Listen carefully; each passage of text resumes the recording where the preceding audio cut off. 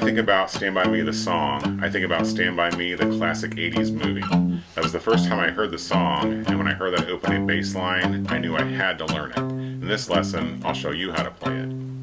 Hi, I'm Kevin from Relax and Learn Guitar, where I help music lovers over 40 become the guitar players they've always wanted to be. In this lesson today, we're learning the classic opening to Stand By Me, so let's get right into it. Let you know off the bat, I'm playing this in the key of C, and the reason I'm saying that is because if you listen to the record, it's actually in the key of A.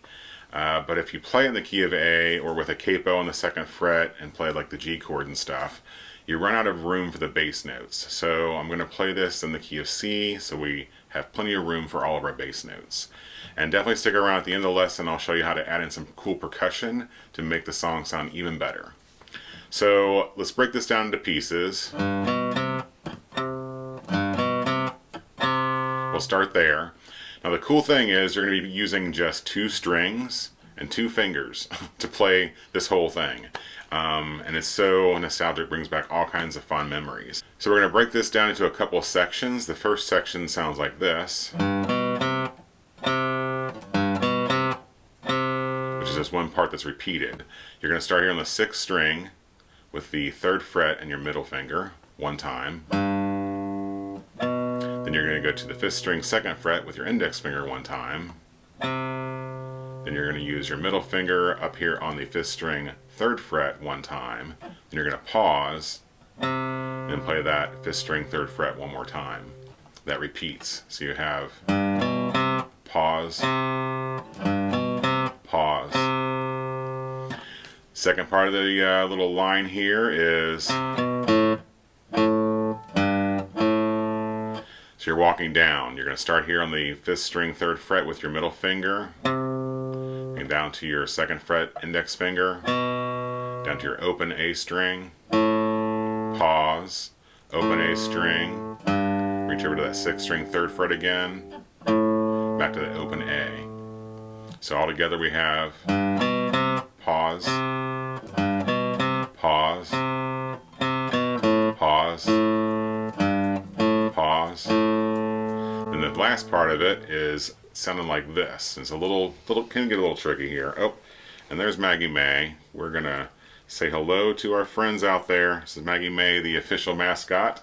Pardon us if she hopefully doesn't knock anything over. Or we've just learned it's easier to just keep recording when she's hanging out. So for the last part of this bass intro, you have, it's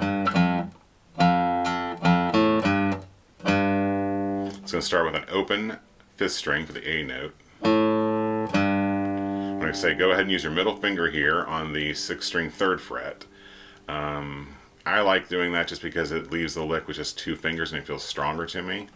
Then down to the 1st fret of the 6th string, pause, then the 1st string again, open 5th string, back to the 3rd fret 6th string, pause, that same note again, and then you just repeat the intro again.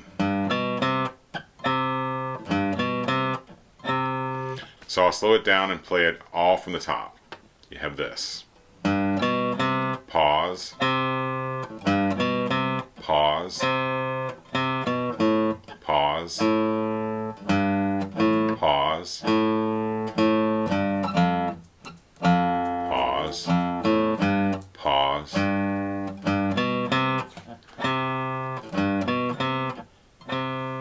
And there you have it. So one thing I really like about this song is when I play it, and that bass line, whenever I play that, it just brings back all the memories as a kid growing up. Now luckily, hung out a lot with my little brother, neighbors, cousins, live right down the street, and we would stay out all day till it got dark and had tons of fun building tree houses and forts. Luckily we never found any dead bodies. But now when I play this song, it always reminds me of that. So that's one of the reasons I like playing this song. The cool part about this is you can add in a little percussion to really make it sound even better. And when I do this, I also palm mute it. So I'm resting my palm back here on the strings by the bridge, just to mute them a little bit. So you want to find the sweet spot on your guitar so you can still get the tone and hear the notes, but you're not too far up toward your headstock and getting this kind of a sound. Obviously that's not going to work.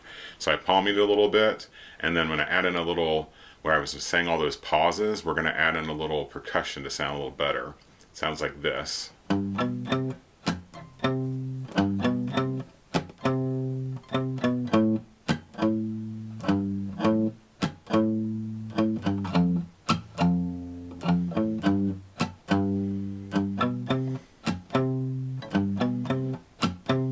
So instead of pausing, you're going to be palm muting your strings, and I recommend that you do that with both your fretting hand and your strumming hand.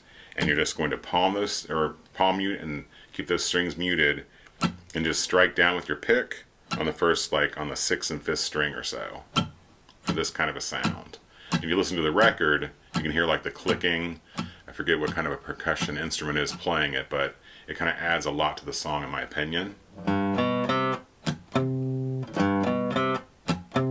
And you can palm mute the whole thing or just the percussion. Actually, I kind of like that better. This is one part I struggle with a little bit when playing this song and learning it. A little bit of struggle is being able to mute those strings, especially this open A string when it comes to that part. You're really going to have to kind of use all your fingers. I just kind of loosen them all and lay them across all 6 strings, and then play that down percussion part. And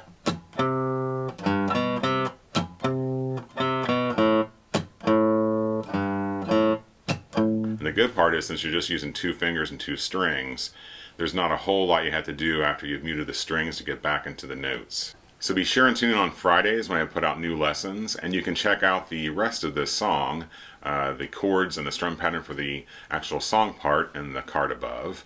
And you can also check out another great tune, very familiar bass line, little Steve Miller Band. And the cool thing about that one is you can do 3 strings. So check out the lesson on that. You can add a 3rd string into it and have another really cool thing you can play along with, especially bass lines that are familiar and that people like to sing along with the rest of the song. So check those out, and I'll see you guys for the next lesson.